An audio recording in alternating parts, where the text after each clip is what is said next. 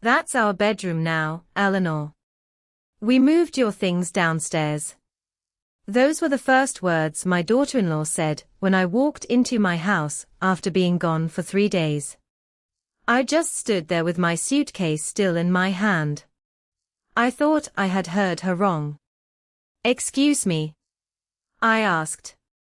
Megan gave me that careful little smile she used whenever she wanted to make something unreasonable sound perfectly normal.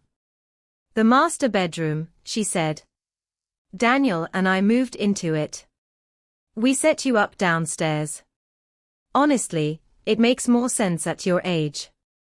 I was 69 years old. I still drove myself everywhere. I did my own grocery shopping, worked in my garden, and climbed those stairs every night without thinking twice about it. But apparently, while I was visiting my sister in Ohio, Megan had decided I was too old for my own bedroom. Before I tell you what happened next, if family stories like this are your kind of thing, subscribe to the channel. Because I wish I could tell you that moving my bedroom was the worst thing Megan did. It wasn't. I left my suitcase by the front door and walked upstairs. Daniel followed me. "Mom, don't make this into a big thing," he said quietly. That sentence hurt more than I expected. Not because Megan had moved my things. Because my son already knew. My bedroom looked completely different. Megan's clothes were hanging in the closet where my husband's suits had once been. Her perfume bottles were lined up on my dresser. Daniel's shoes were beside the bed. Even the framed photograph of my late husband, Thomas, was gone. "Where's your father's picture?" I asked. Daniel looked toward Megan instead of answering me. That told me everything. I walked downstairs and found my belongings in the small guest room near the kitchen. My clothes had been packed into plastic storage bins. My jewelry box sat on the floor. Thomas's photograph was on top of a cardboard box with some old books and family albums. I picked it up and wiped a little dust from the glass with my thumb. Megan stood in the doorway. "See," she said. "This is actually better for you. No stairs at night. And you have the bathroom right across the hall. You moved my bedroom without asking me. We were trying to help. Helping usually starts with asking." She sighed. "Eleanor, Daniel and I need more space. We're a married couple. You don't need that huge room all to yourself." I looked at Daniel. "Do you agree with that?" He rubbed the back of his neck. "I just think we can make this work, Mom." There it was again. We? Not me and my son. Daniel and Megan. I didn't yell. I didn't demand that they move everything back that minute. Maybe that's what Megan expected. Instead, I put Thomas's photograph on the little nightstand and started unpacking my suitcase. Megan seemed almost relieved. "Good," she said. "I knew you'd understand." I looked at her. "Oh, I understand." She smiled and walked away. Daniel stayed for another second, like he wanted to say something, but then he followed his wife. I sat on the edge of that little guest bed and listened to their footsteps above me, moving around in the bedroom Thomas and I had shared for 38 years. Something had changed while I was gone, and it wasn't just where I slept. Megan wasn't acting like a guest anymore. She was acting like the house belonged to her. What she didn't know was that there was one name on the deed to that house, and it wasn't hers. It wasn't Daniel's either. And for the moment, I decided there was no reason to tell her. I barely slept that first night downstairs. It was not because the guest bed was uncomfortable. I had slept there plenty of times when Thomas was sick and needed the larger bed to himself. What kept me awake was hearing Daniel and Megan walking around upstairs like they had always belonged there. By morning, I had made myself a promise.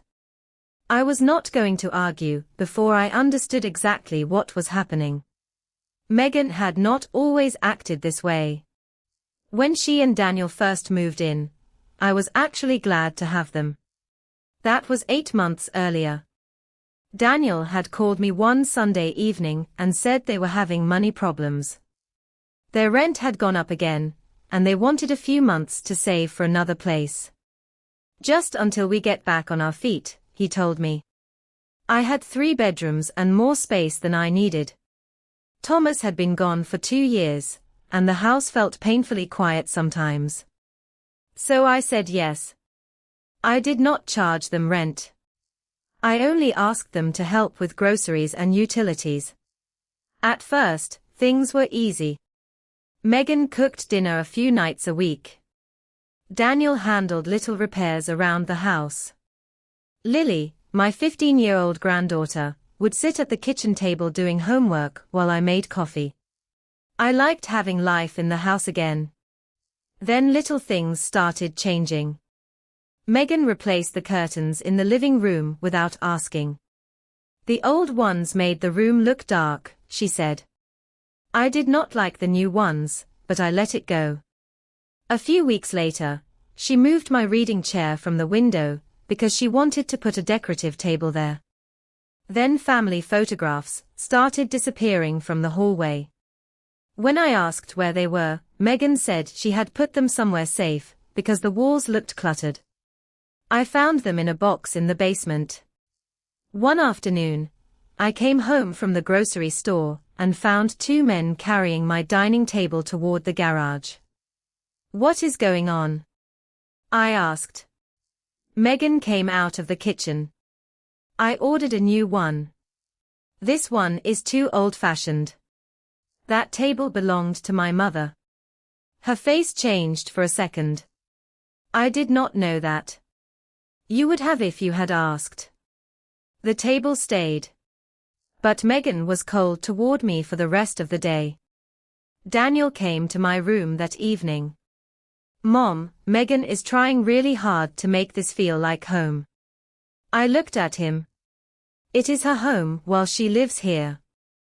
That does not mean everything in it becomes hers. He sighed. You know what I mean. I did. That was the problem.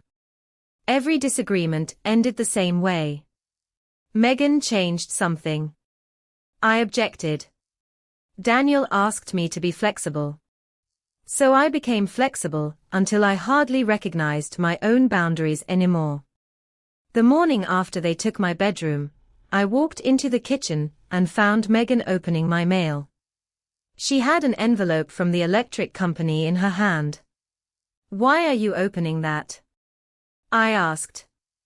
She looked surprised that I cared.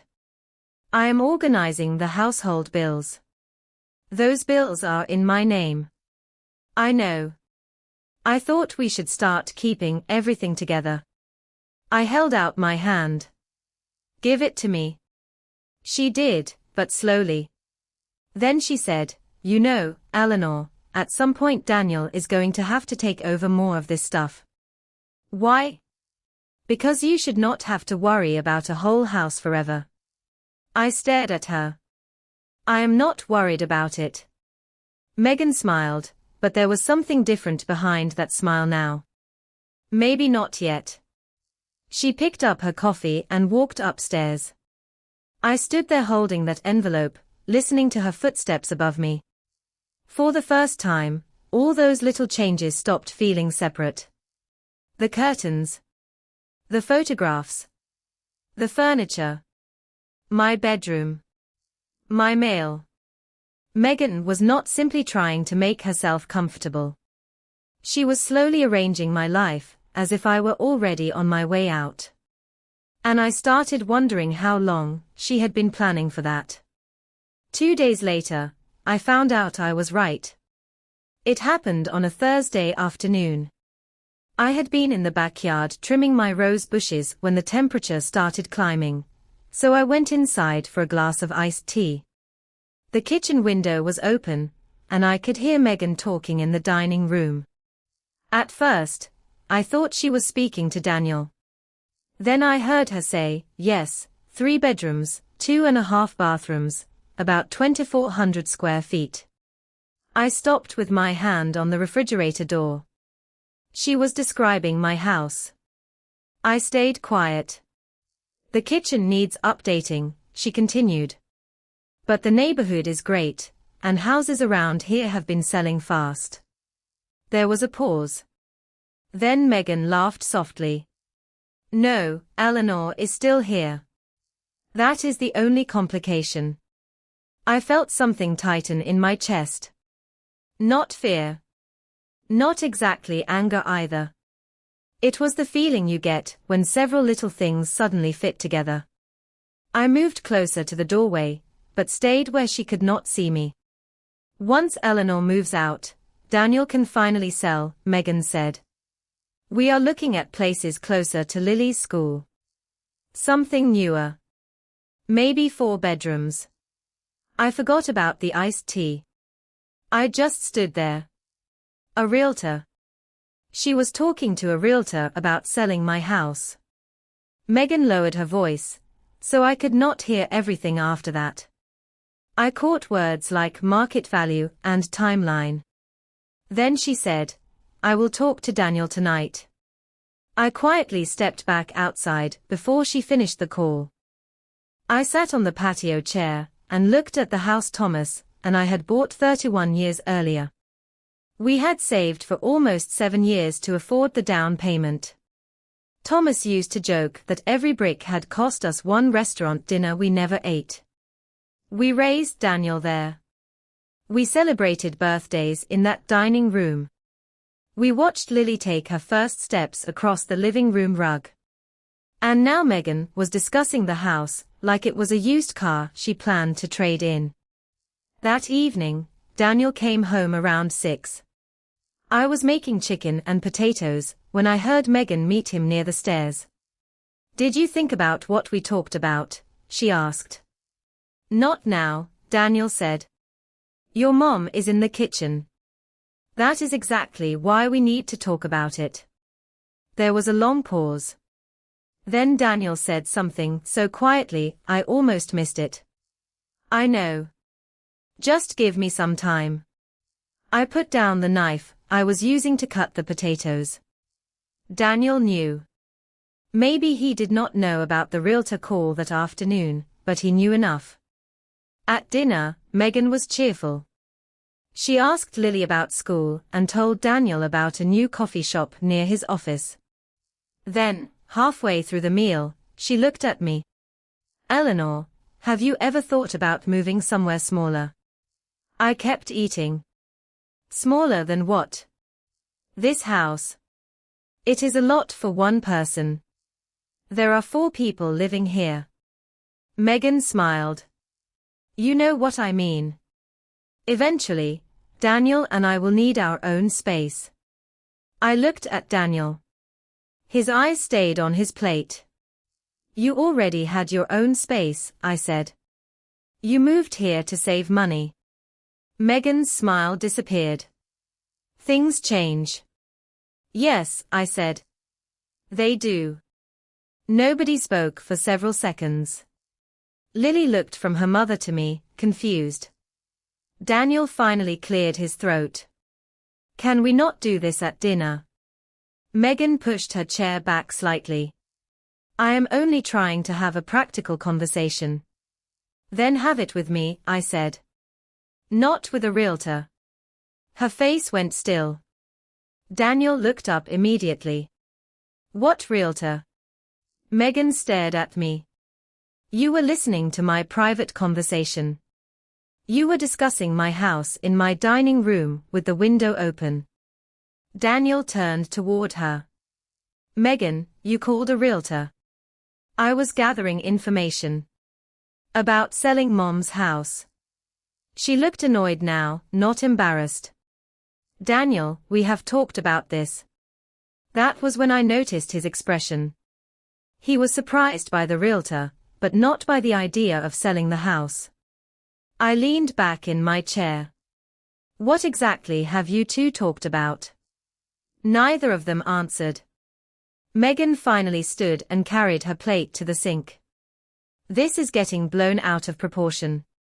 Then she walked upstairs. Daniel stayed at the table. I waited until I heard the bedroom door close above us. Daniel, I said quietly. What did you tell your wife about this house? My son looked at me, then toward the stairs.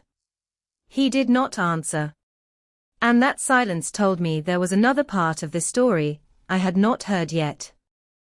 Daniel sat there for so long that I could hear the refrigerator humming behind me. Finally, he looked down at his hands. I told Megan the house would probably be mine someday. I stared at him. Probably. He nodded once. A few years ago.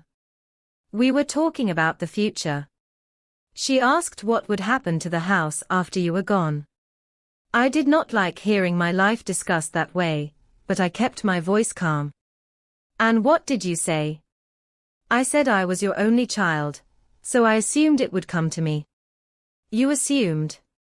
Mom, I was not trying to take anything from you. Then why did Megan think she could call a realtor? Daniel rubbed his forehead. I do not know. Yes, you do. He looked at me then. There was guilt all over his face. She has been talking about this for months. That answer hurt more than I expected. Months. She thinks this house is too much for you. She thinks you would be happier somewhere smaller. I almost laughed. Does she? She is worried about money too. We have not saved as much as we planned. That is not my fault. I know. Do you? He went quiet again. I asked him if he had ever told Megan that she could sell the house. He said no. Then I asked if he had ever corrected her when she talked about the house as if it already belonged to him. That question took longer. Not exactly, he said. What does that mean? Sometimes it was easier not to argue. I leaned back and looked at my son. That was Daniel. Even as a boy, he hated conflict. If two people were upset, he would agree with whoever was standing closest and hope the problem disappeared. Usually, it did not. So every time she talked about my house becoming yours, you stayed quiet. I guess. And every time you stayed quiet, she heard yes. Daniel looked toward the stairs. I never thought she would actually contact someone. But she did.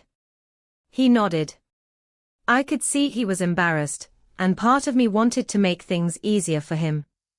That had been my habit for 43 years. But I was beginning to understand that making things easy for Daniel was exactly how we had gotten here. There is something else, he said. What? Megan has been looking at houses online. I waited. There is one about 12 miles from here. 4 bedrooms.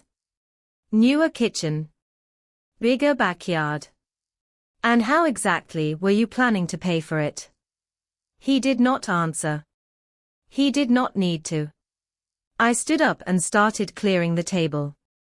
Mom, please do not make any decisions tonight. I turned around. What decision do you think I am about to make? I do not know. That is interesting, Daniel, because everyone else seems to have been making decisions about my life for months. He looked down again. The next morning, I woke up early. Megan had already left to take Lily to school, and Daniel was getting ready for work. I made coffee, took it into the guest room, and closed the door. Then I opened the bottom drawer of the old desk Thomas had used for years. Inside was a folder I had not touched in a long time. Property records. Insurance papers. Tax documents. I ran my finger across Thomas's handwriting on one of the envelopes. He had always been careful about paperwork. Keep everything important together, he used to tell me. I used to tease him about it. That morning, I was grateful he had. I found a business card tucked inside the folder. Richard Coleman. Richard had handled several legal matters for Thomas over the years. He had also helped us with estate planning after Daniel got married. I had not spoken to him since Thomas passed away. I picked up my phone and called his office. His assistant answered, and when I gave her my name, she put me on hold. Less than a minute later, Richard came on the line. Eleanor. It has been a long time. It has. Is everything all right? I looked toward the ceiling. I could hear Megan moving around in the bedroom above me. Richard, I said, I think I need you to remind me exactly what Thomas and I arranged with this house. There was a brief silence. Then his voice became serious. Come by this afternoon. I still have the file. I slipped the business card into my purse. For the first time since I came home from Ohio, I felt completely calm. Megan had been planning her next move for months. It was time I understood mine. Richard's office was about 20 minutes from my house, just a few blocks from the county courthouse. I had been there many times with Thomas, but walking in alone still felt strange. Richard came out to meet me himself. He was 67 now, with more gray hair than I remembered, but the same calm voice. Eleanor, he said, I am sorry we are meeting under these circumstances. We sat in his office, and I told him everything. I told him about the bedroom, the mail, the realtor, and what Daniel had admitted the night before. Richard listened without interrupting. When I finished, he opened an old file and placed several papers on his desk. First, he said, I want you to understand something clearly. Daniel does not own this house. I nodded. And Megan does not own any part of it either. He turned one document toward me. My name was there. Eleanor Bennett. Richard tapped the page lightly. You are the sole owner. I looked at Thomas's signature on one of the older papers and felt a lump in my throat. Richard noticed, but he did not rush me. Years ago, after Daniel ran into financial trouble, you and Thomas changed the way the house was titled. Thomas wanted to make sure Daniel's problems could never put your home at risk. By the time Thomas passed away, the property was already in your name alone. I remembered those conversations, but I had not thought about them in years. At the time, it had felt like paperwork. Now it felt like a decision Thomas had made for a day neither of us could have imagined. So Daniel cannot sell it, I said. No. Megan cannot sell it. No. Richard leaned back. Neither of them has the authority to sell, transfer, or borrow against your property without your approval. I looked down at the deed again. Does Daniel know this? Richard nodded. He was there when we updated the estate documents after he got married. That answer hurt in a different way. Daniel had not simply misunderstood. He had known. He had let Megan build plans around something he knew was not his. Richard folded his hands on the desk. What do you want to do? I thought about Lily. I thought about Daniel. I even thought about Megan, even though I was still angry with her. I do not want to throw anyone out tonight. Then do not. But I also do not want them making decisions about my life. Then do not let them. He made copies of the documents and handed them to me. Do not sign anything Megan gives you. If anyone asks you to approve a sale, a loan, or anything involving the property, call me first. I put the papers in my purse and drove home. Megan was sitting at the kitchen table with her laptop open. She closed it when I walked in. Where were you? She asked. I had an appointment. What kind? Personal. She watched me for a second, then turned the laptop back around. On the screen was a website for a retirement community about 15 minutes away. There were pictures of small apartments, walking paths, a swimming pool, and a dining room.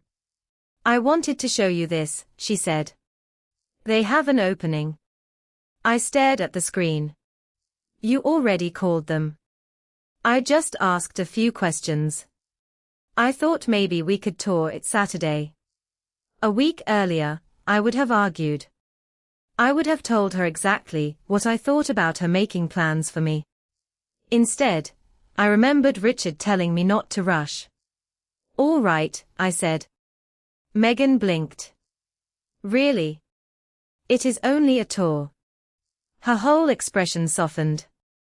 "Exactly. You might really like it." Saturday morning, she drove me there. The place was clean and pleasant. The apartment they showed us had one bedroom, a small kitchen, and a little patio. Megan kept pointing out things she thought I would enjoy. "You would not have to worry about yard work," she said. "And there are people your age everywhere." I smiled politely. I asked questions. I even took the brochure they offered me. On the drive home, Megan sounded almost excited. "I really think this could be good for everyone." I looked out the window. Maybe. That one word was enough. Over the next few days, she became unusually friendly. She stopped arguing with me.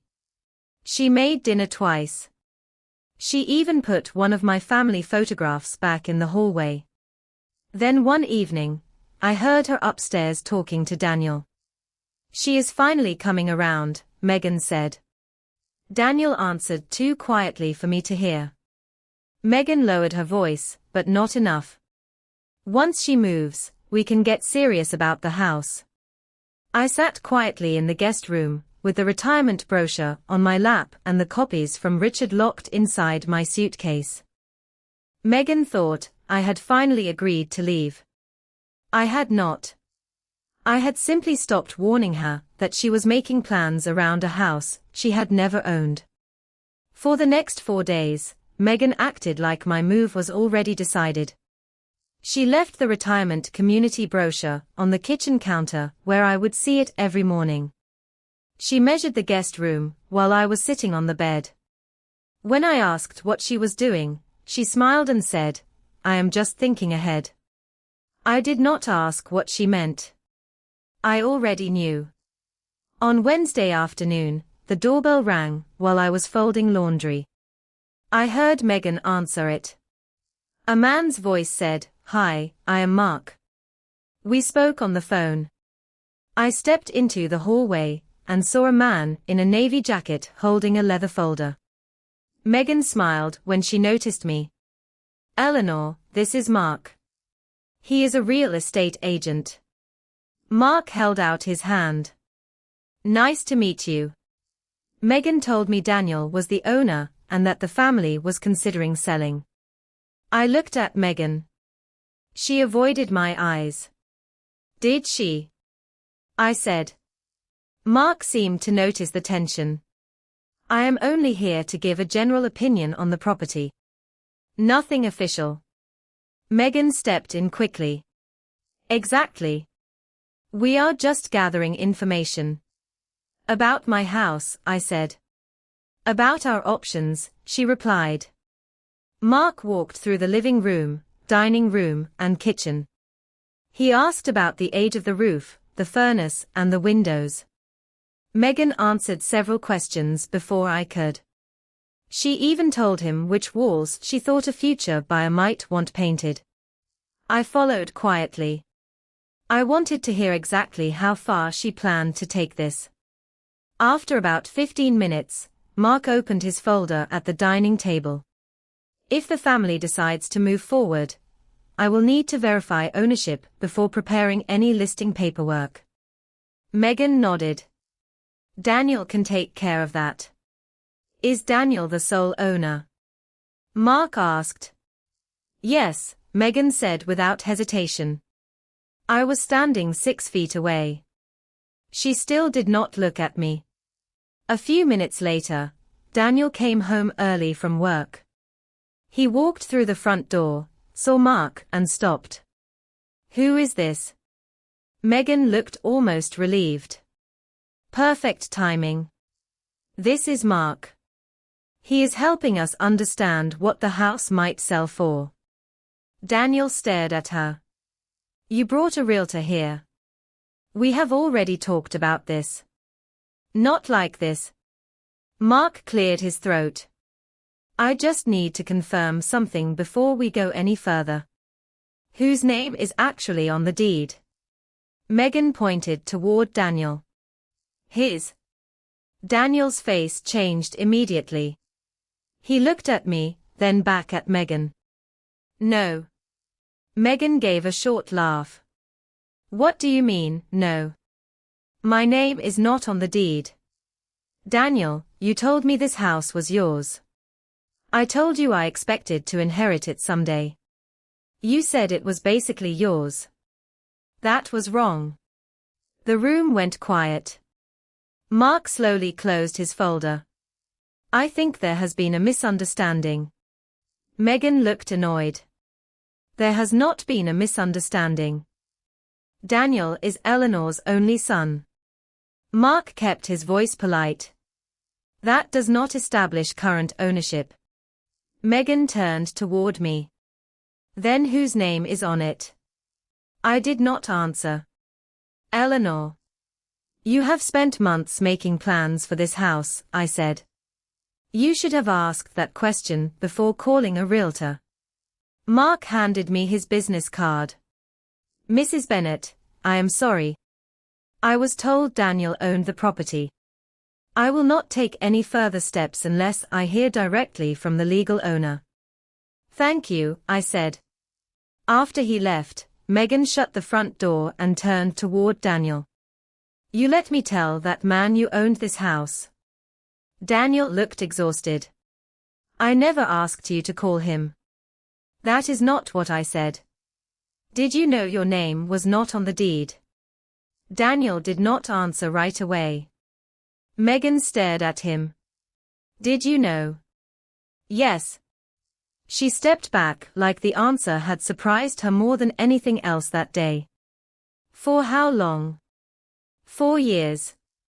And you never thought that was something I should know?" Daniel rubbed his forehead. "I should have corrected you. I know that now." Megan looked at me.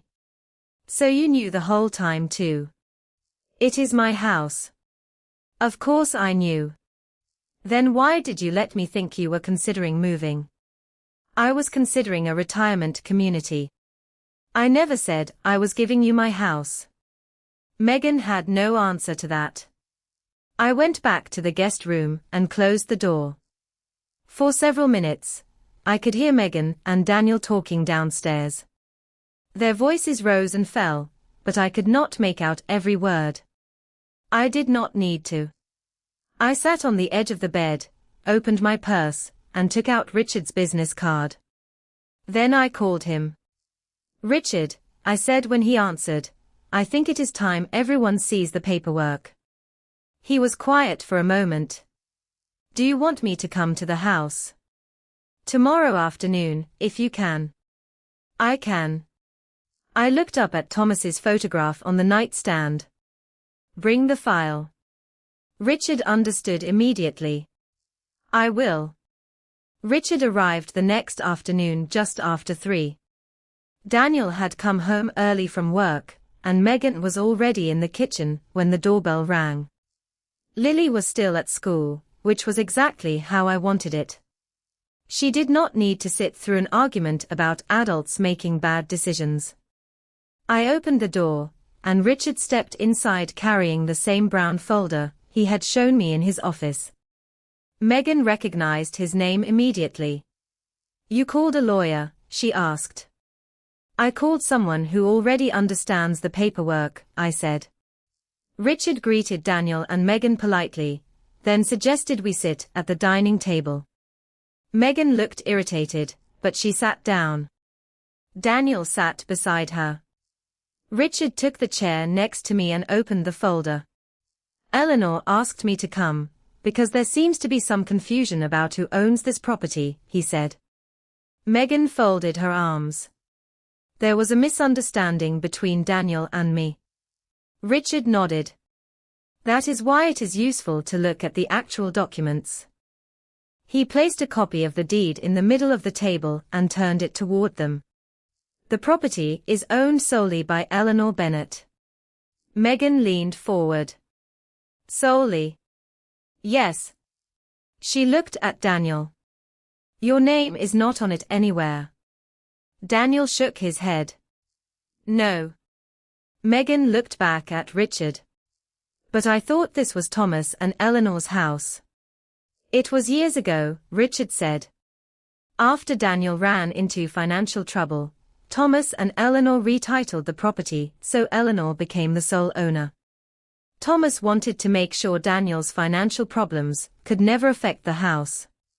By the time Thomas passed away, the property was already in Eleanor's name alone. Megan stared at the deed. Daniel knew that.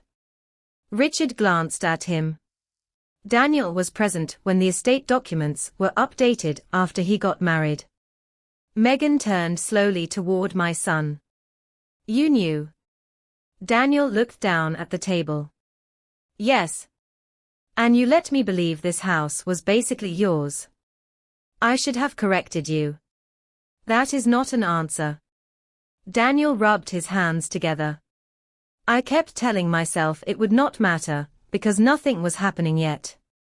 Megan gave a short, frustrated laugh. Nothing was happening.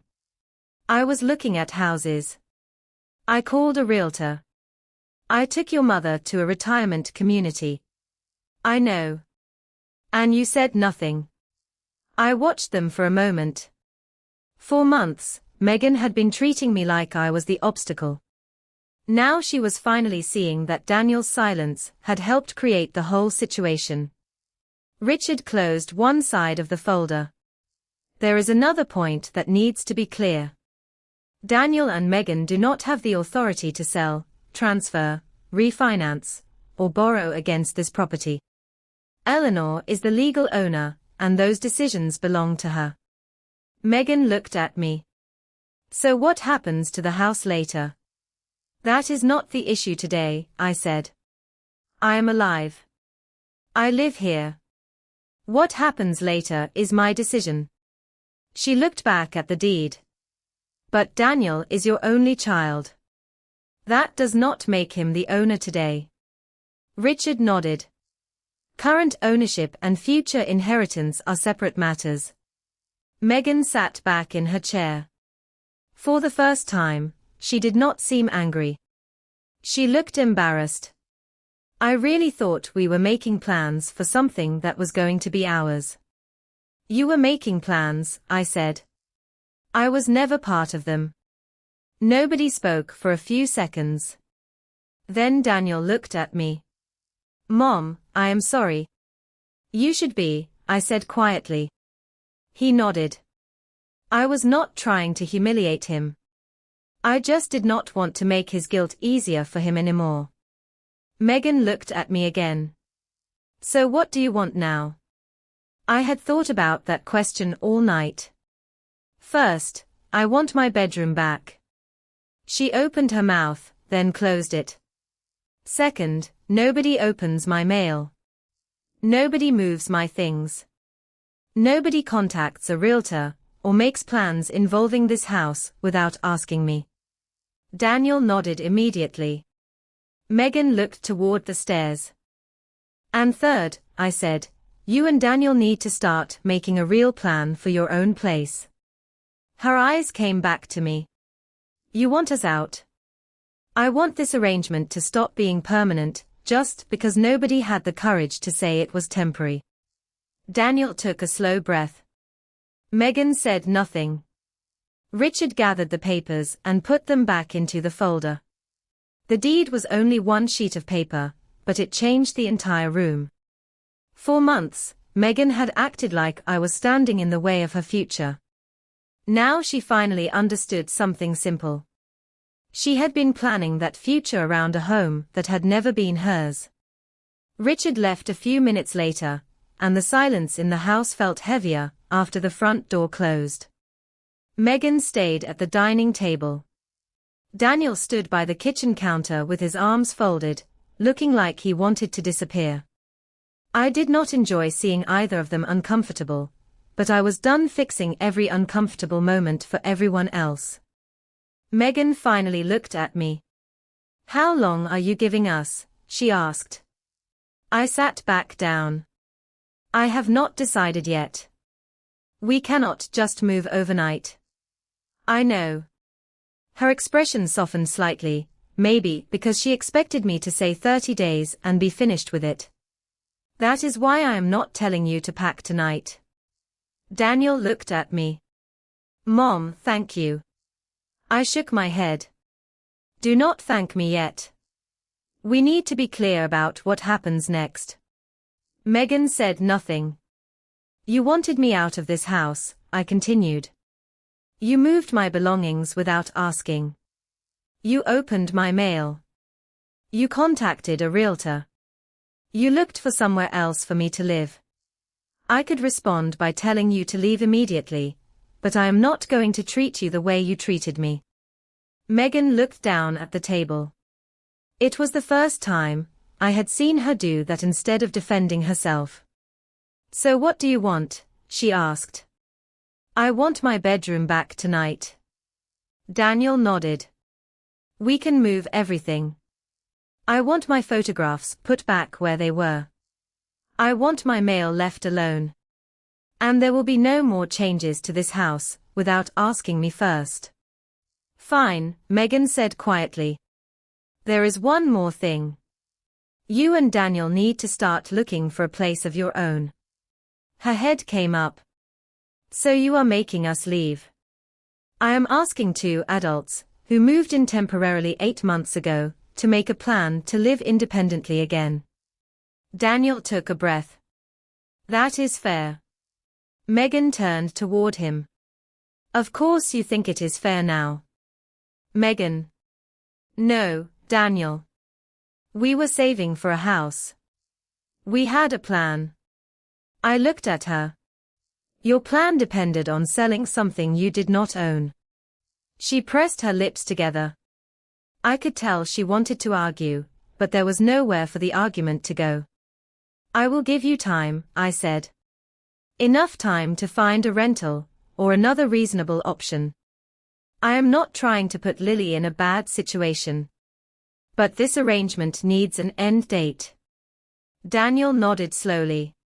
"We can figure it out." Megan looked toward the stairs. "What about the master bedroom?" "You heard me." She pushed her chair back. "I will start moving our things." I expected anger. Instead, she sounded tired. That surprised me. About an hour later, I went upstairs. Daniel was carrying boxes into the room they had originally used. Megan was taking clothes out of my closet. My dresser was almost empty again. She held Thomas's old wooden jewelry box in her hands for a moment. "I did not know this meant so much to you," she said. "You did not ask." She nodded. "I know."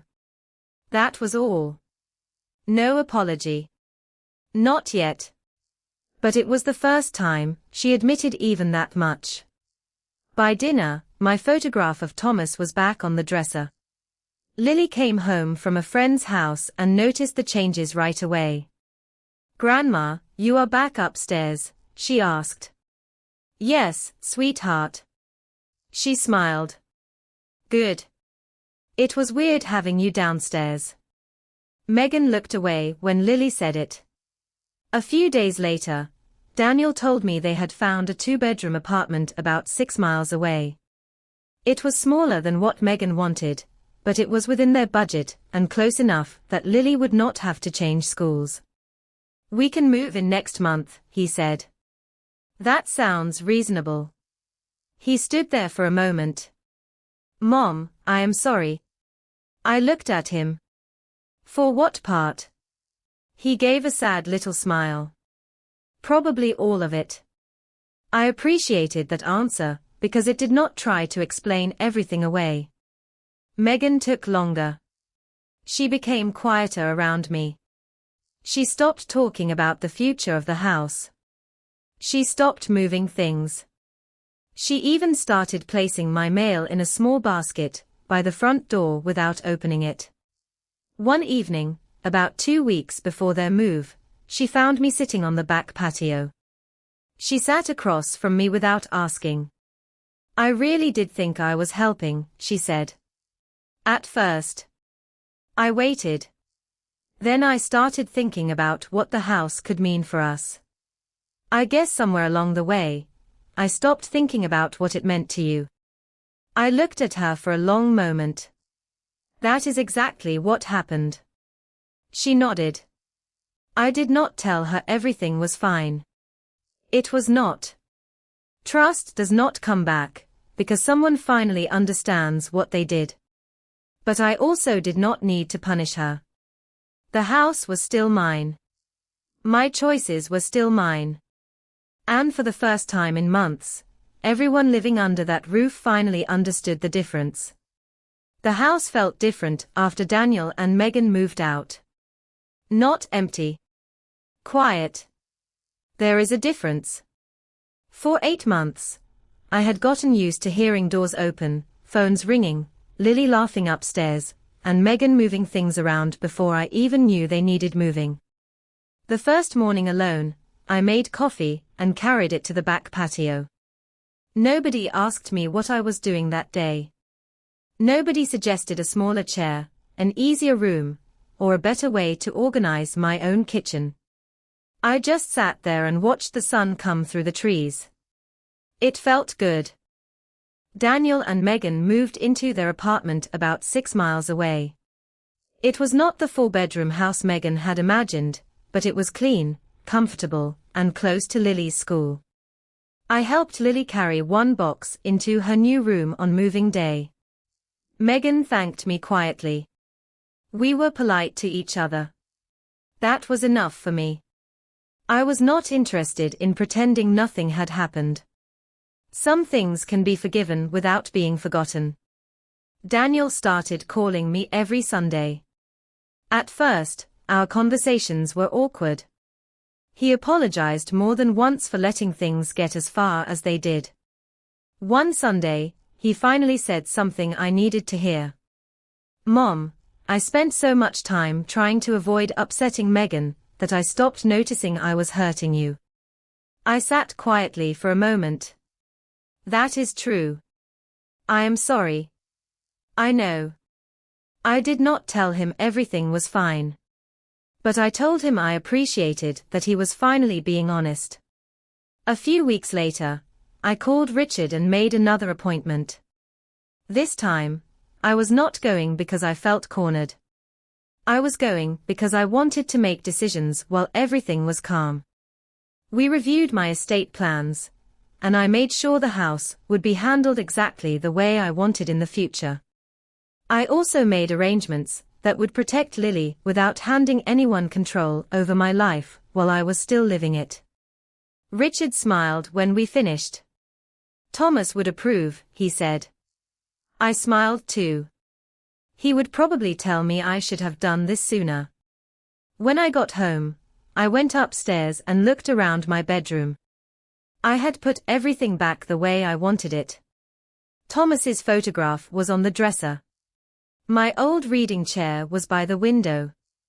The family pictures were back in the hallway. I even rehung the curtains Megan hated.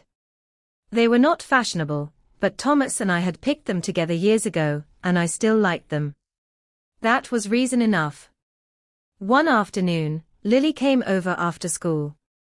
She wandered into the kitchen while I was making soup and asked me something I did not expect. "Grandma, are you mad at Mom forever?" I turned down the stove. "No." "Then why are things still kind of weird?" I thought about how to answer without putting her in the middle. Because loving somebody does not mean pretending they never hurt you. She nodded slowly. "Can people fix it?"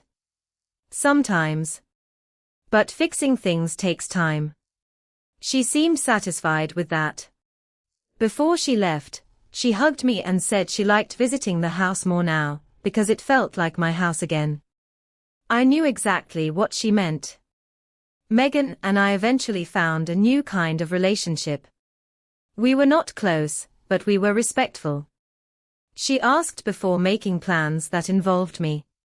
She stopped speaking for me. And I stopped giving in just to keep the peace.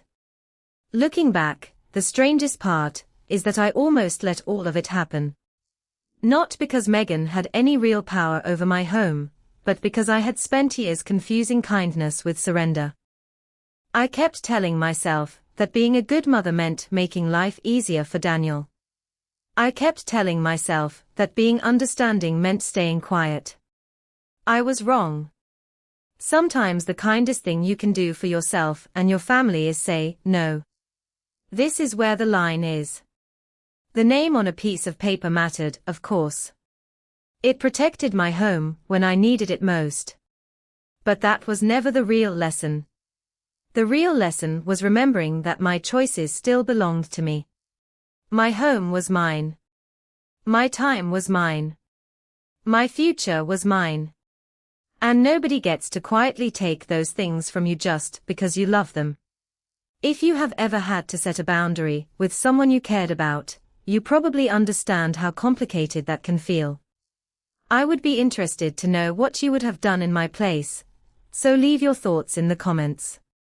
And if this story meant something to you, a simple like would mean a lot.